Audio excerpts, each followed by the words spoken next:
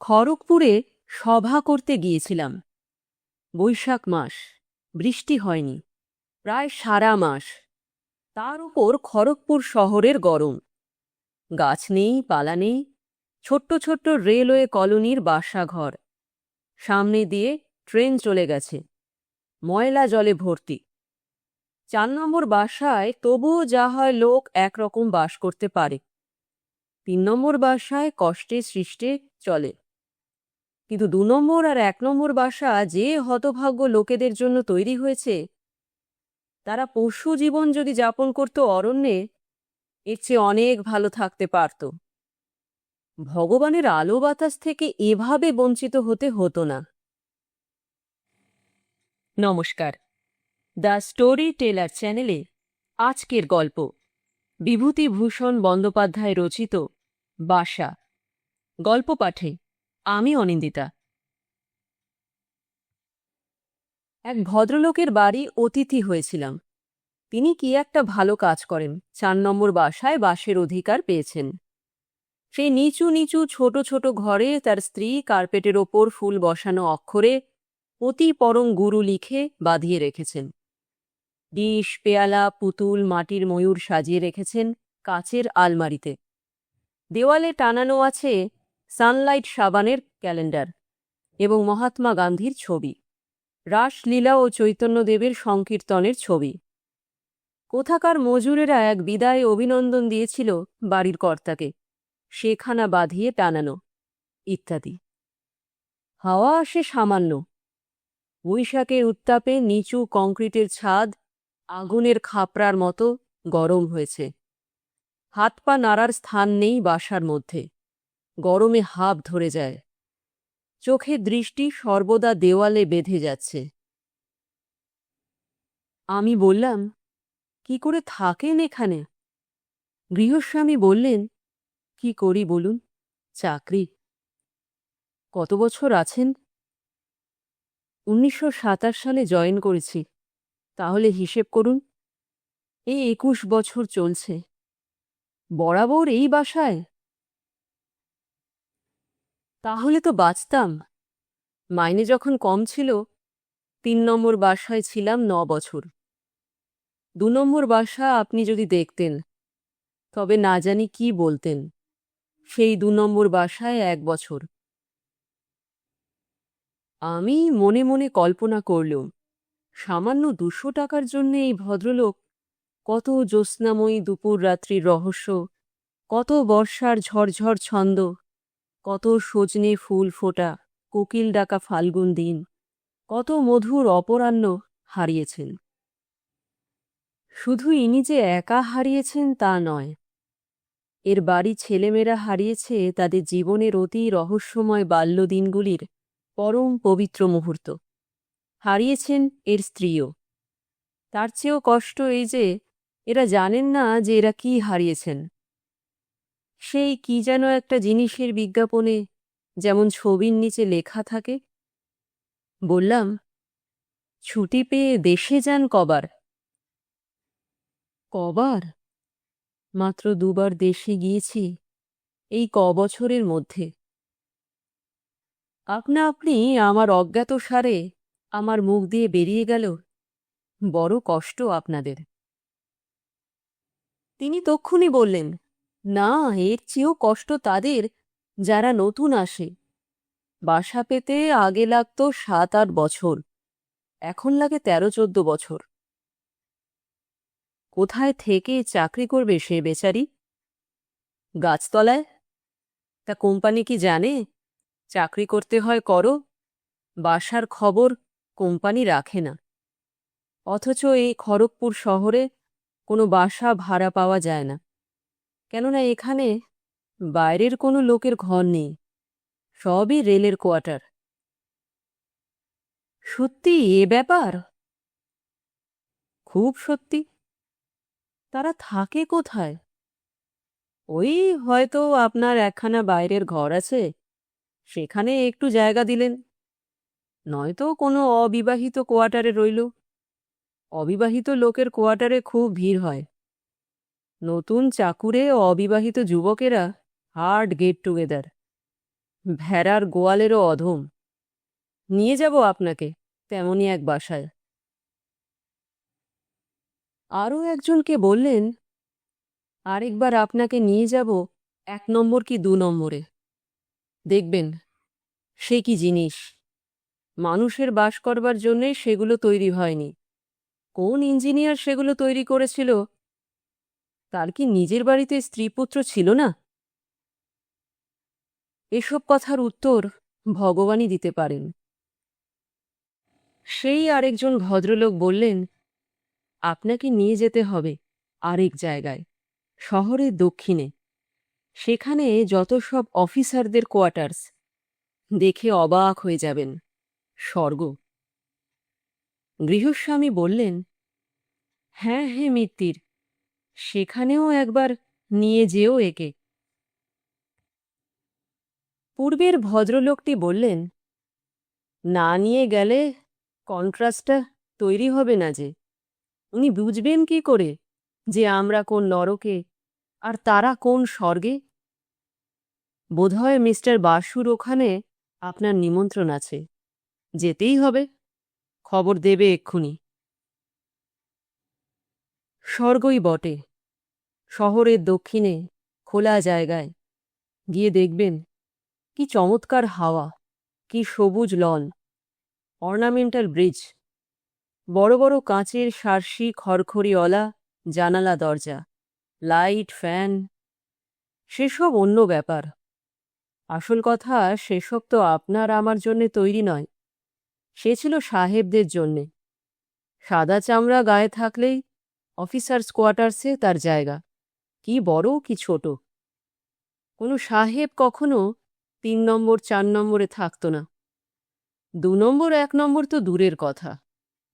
কি করে শোষণ করেছে দেশটা, আমাদের মানুষ বলেই গ্রাহ্য করেনি। বেলা গেল।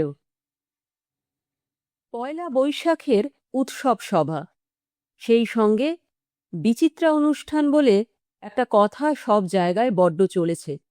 সেই বিচিত্রানুষ্ঠান। যথারীতি সবাই ছিল। সভাপতি নির্বাচন, উদ্বোধন সঙ্গীত, মাঝে মাঝে বিকল হওয়া মাইক, রবীন্দ্রসঙ্গীত, ভুল সুরে, আধুনিক কাব্যসঙ্গীত, কোনো প্রকার সুর নেই তাতে, বক্তৃতা, তারপরে আবার বিচিত্রানুষ্ঠান। সর্বশেষে সভাপতির অভিভাষণ দিতে যখন উঠলাম, তখন রাত 10টা। লোক জড়ো হয়েছে বহু, কয়েক হাজার হবে। বিচিত্রানুষ্ঠানের পরে কেউ দাঁড়াতো না সভাপতির অভিভাষণ শোনবার জন্যে। কিন্তু সভার উদ্যোক্তারা ভারী চালাক। তারা সবশেষে রেখেছিলেন একটি অতি লোভনীয় ব্যাপার, এবং সেটা বড় বড় অক্ষরে কর্মসূচিতে ছাপিয়েও দিয়েছিলেন। সেটি হল জলযোগ, অর্থাৎ ডালডায় ভাজা বোঁদে, দরবেশ, মিঠাই, ব্যাস। শালপাতার ঠোঙায় ইতিমধ্যেই স্বেচ্ছাসেবক দল সকলের পেছনের সারির ছেলে মেয়েদের মধ্যে বিলুতে শুরু করে দিয়েছে। 2-1 চেঁচিয়ে বলতে লাগলেন, বড্ড গোলমাল হচ্ছে, দেওয়া বন্ধ করো, এখন দেওয়া বন্ধ করো। আর দেওয়া বন্ধ করো, ওই জন্যই আসা, আর ওই বিচিত্রানুষ্ঠানের জন্যে। কে এসেছে সভাপতির বাজে ভ্যাজ ভ্যাজ শুনতে? 2-1 হাততালি পড়ল, কিন্তু পেছনের ছেলেমেয়ের সারি জলযোগের ঠোঙার জন্যে অধীর হয়ে উঠেছে। সংক্ষেপে সেরে বসে পড়লাম। সভাপতিকে ধন্যবাদ দেওয়াও শেষ হয়ে গেল। একজন ভদ্রলোক এসে বললেন, চলুন একটু জলযোগ। না, আয়োজন বেশ ভালোই, নিন্দে করবার কিছুই নেই, খুব ভালো আয়োজন। বেরিয়ে আসছি, এমন সময় ভিড়ের মধ্যে হঠাৎ কে একটি ছোকরা এসে আমার পায়ে ধুলো নিয়ে প্রণাম করল। মুখ তুলতেই দেখলাম সে আমাদের গ্রামের হিরু জেলের ছেলে কানাই।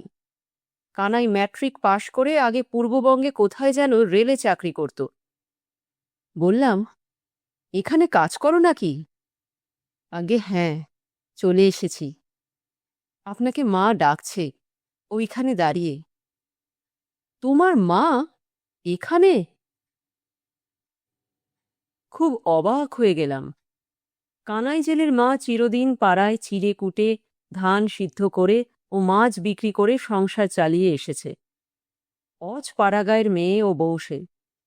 চিরদিন দেখে এসেছি জ্যৈষ্ঠ মাসে আম কুড়োবার জন্যে খুব ভোরে উঠে সে গ্রামের পেছনের বড় জঙ্গলে ভর্তি আম কাঁঠালের বাগানে যেত। আষাঢ় মাসের মাঝামাঝি পর্যন্ত রোজ তাকে দেখা যাবেই আমবাগানে গভীর কাঁটাবন ও লতা পাতার জঙ্গলের মধ্যে ঢুকে বাদুড়ে খেকো আম কুড়িয়ে বেড়াচ্ছে। জ্যৈষ্ঠ মাসের শেষেই পল্লীগ্রামের দেশি আম শেষ হয়ে যায়। আষাঢ় মাসের মাঝামাঝি পর্যন্ত ওকে আম কুড়ুতে দেখে আমার হাসি পেত। আমার বাড়ির ওপর দিয়েই ওর আম কুড়িয়ে ফেরবার রাস্তা। পাড়া গায়ে যেমন হয়, এক বাড়ির উঠোন দিয়ে অপর বাড়ির লোকে যাতায়াত করে। ও যখন ফিরত তখন ওকে বলতাম, ও কানাইয়ের মা, কি আম কুড়োলে? কানাইয়ের মা চুপড়ি দেখিয়ে বলতো, আমার কই দাদা ঠাকুর, এই দেখুন প্রায়ই খেও। বাদুড়ে খেকো আম দু একটা ছাড়া দেখতাম না। ও আবার এত ভালো, যেদিন একটাও ভালো আম পাবে সেদিন আমাকে বলতো, এই আমটা আপনার জন্য দিয়ে যাই, রাখুন। আমি বলতাম, না না, তুমি নিয়ে যাও। ও শুনবে না, ঠিক দিয়েই যাবে। গ্রামের মধ্যে সকলেই বলতো কানাই জেলের মা বড় সৎ, কখনো কারোর সঙ্গে ঝগড়া করেনি। মাছ বিক্রির সময় ওর সরলতার সুযোগ নিয়ে ব্রাহ্মণপাড়ার ঘুঘু গিন্নিরা ধারে মাছ নিত। 6 মাস ঘুরিয়েও পয়সা দিত না। অবশেষে হয়তো পয়সা মেরেও দিত। কখনো কারো বিরুদ্ধে অভিযোগ ওর ছিল না। আবার ধার চাইলে 6 মাস ঘুরিয়ে যে কাল পয়সা দিয়েছে তাকেও আজ আবার মাছ দেবে।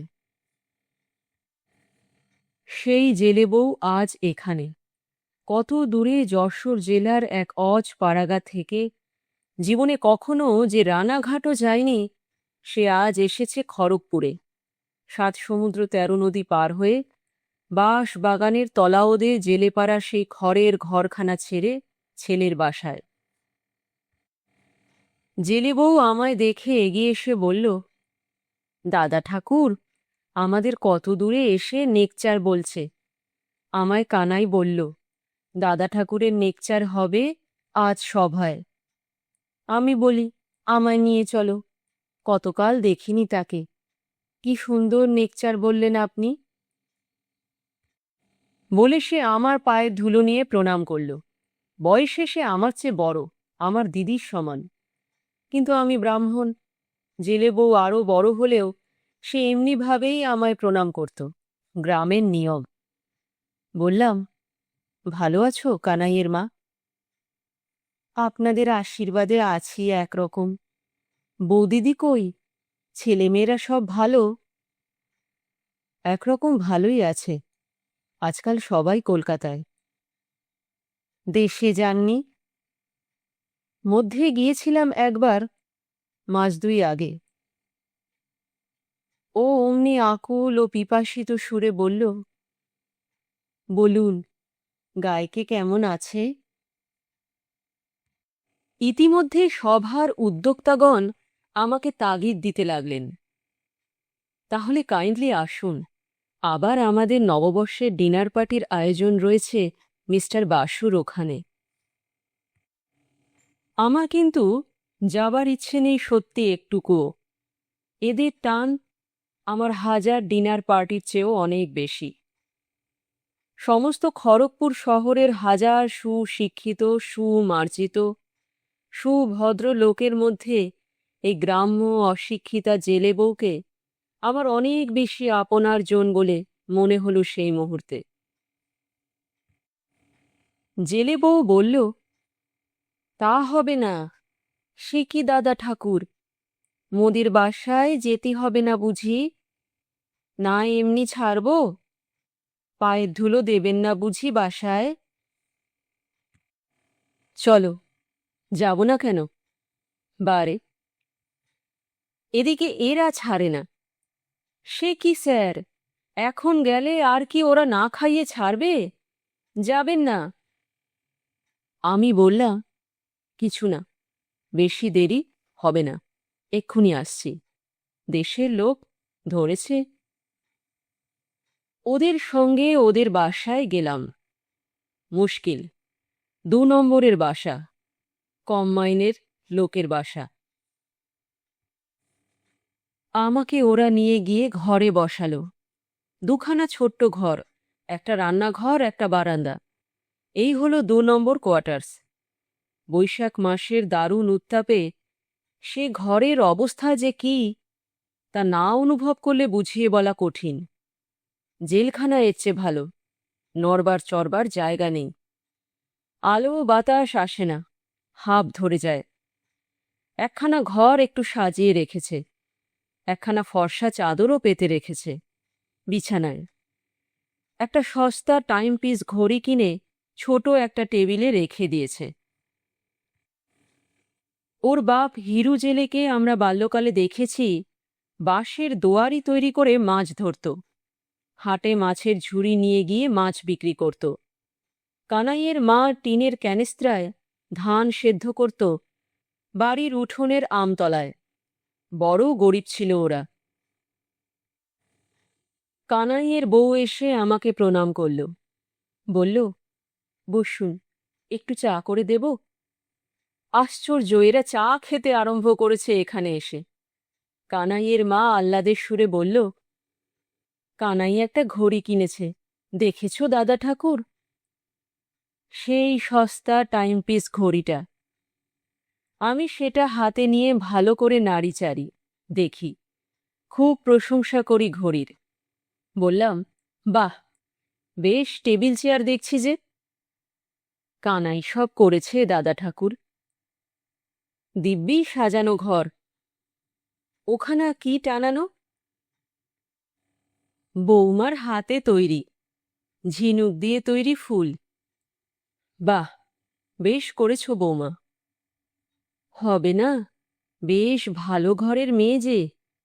গান গাইতে জানে, দিব্যি গান। গান? হ্যাঁ, বাজনার বাক্স বাজিয়ে। হারমোনিয়াম? এটা সত্যি আশ্চর্য কথা হল। শোনবা গান দাদা ঠাকুর? ও বৌমা, চা করে গান শুনিয়ে দাও দাদা ঠাকুরকে। আজ আমার কত আনন্দের দিন। দাদা ঠাকুর পায়ের মাটি ছেড়েছেন আমার ঘরে।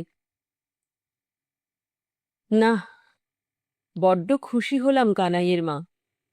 কানাই যে এত উন্নতি করবে সব রকমে, তা আমি জানতাম না।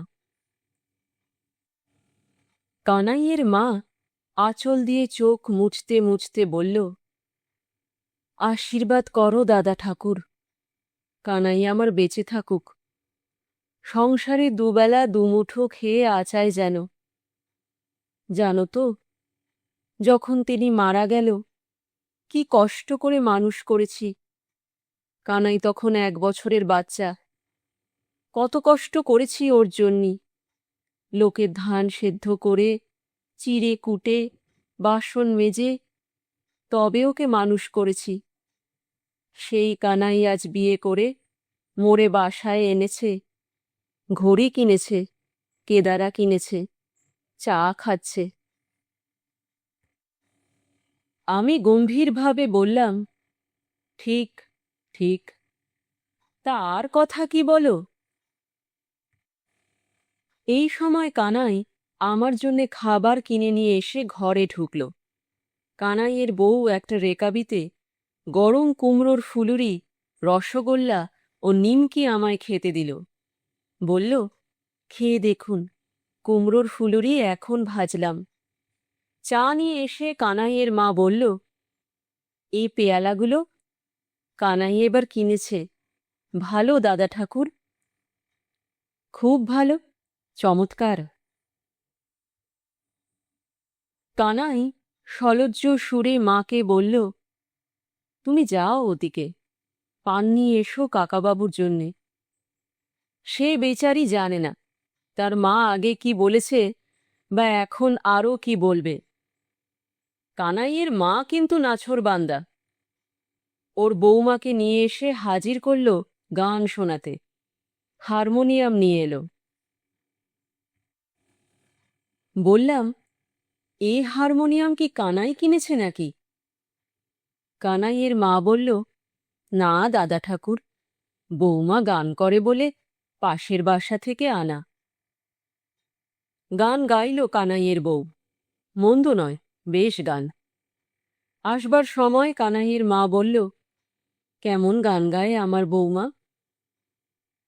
ভারী চমৎকার, অতি সুন্দর গান। কানাই বলল, তুমি যাও দেখি মা, ওদিকে যাও, কাকাবাবুর দেরি হয়ে যাচ্ছে, আমি পৌঁছে দিয়ে আসি। ওদের কাছে বিদায় নিয়ে চলে এলাম। কানাইয়ের মা আমার সঙ্গে গলির মোড় পর্যন্ত এলো। সে বড্ড খুশি যে আমি তাদের বাসায় এসেছি এবং এখানে চা খাবার খেয়েছি। আমাদের গ্রামে বসে কখনো এ ব্যাপার সম্ভব হতো না। আরও খুশি এই যে কানাই আজ এত বড় হয়েছে, এত উন্নতি করেছে। এরপরে মিস্টার বাসুর ডিনার পার্টিতে খুব জাঁকজমকের ভোজ ও আদর আপ্যায়নের ব্যাপার। চপ, কাটলেট, পায়েস, ক্ষীর, আম সন্দেশে ছড়াছড়ি। সত্যিই চমৎকার খাওয়া। অফিসারদের অঞ্চলে বড় বাংলো, টেনিসের সবুজ লন, ভার্বিনা ও জিনিয়ার শাড়ি, অ্যারিস্টোলোকিয়া লতার ঝুমকো ফুল গেটে দুলছে। মিস্টার বাসুর মেয়ে কল্যাণী, নীলিমা এসরাজ বাজিয়ে আমাদের গান শোনাল, রবীন্দ্রসঙ্গীত গাইল। ছোট মেয়ে রেণু একটা ইংরেজি কবিতা আবৃত্তি করল। তারপর দুই বোনে মিলে রামধনু গাইল অতি সুন্দর। দুই বোনই শান্তিনিকেতনে থেকে পড়াশোনা করে, দেখতেও সুন্দরী। খেতে বসে কতবার মনে হল কানাইয়ের মার বাসার সেই সস্তা টাইমপিস ঘড়িটাতে কটা বাজল দেখে আসি।